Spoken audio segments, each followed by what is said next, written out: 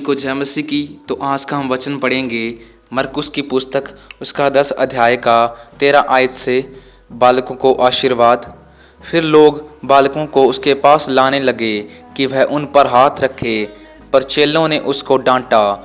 यीशु ने यह देखकर क्रुद्ध होकर उनसे कहा, बालकों को मेरे पास आने दो और उन्हें मना न करो, क्योंकि परमेश्वर का राज्य ऐसों ही का है। मैं तुमसे सच कहता हूँ कि जो कोई परमेश्वर के राज्य को बाल्य के समान ग्रहण न करे, वह उसमें कभी प्रवेश करने न पाएगा। और उसने गोद में लिया और उन पर हाथ रखकर उन्हें आशीष दी। धनी युवक और अनंत जीवन। जब वह वहाँ से निकलकर मार्ग में जा रहा था, तो एक मनुष्य उसके पास दौड़ता हुआ आया और उसके आगे घुटने टेक कर उससे पूछा, हे उत्तम गुरु, अनंत जीवन का अधिकारी होने के लिए मैं क्या करूं?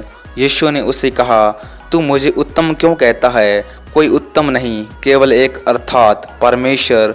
तू आज्ञाओं को तो जानता है, हत्या न करना, व्यभिचार न करना, चोरी न करना, झूठी गवाही न देना, छल न करना, अपने पिता और अपनी माता का आदर करना।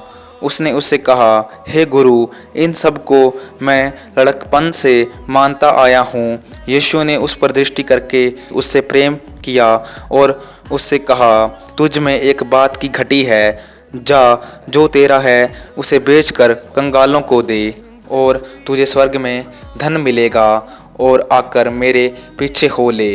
इस बात से उसके चेहरे पर उदासी छा गई और वह शोक करता हुआ चला गया, क्योंकि वह बहुत धनी था।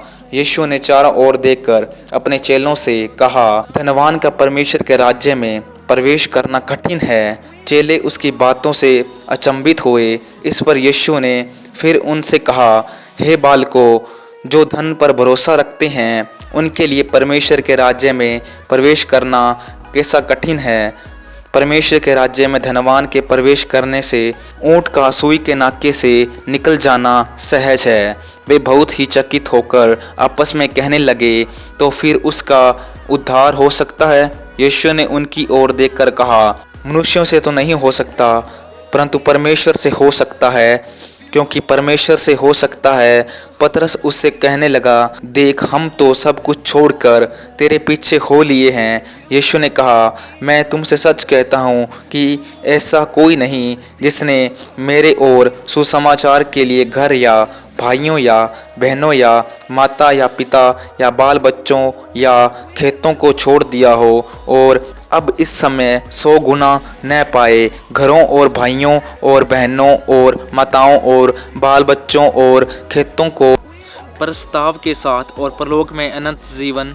पर बहुत से जो पहले हैं पिछले होंगे, और जो पिछले हैं वे पहले होंगे।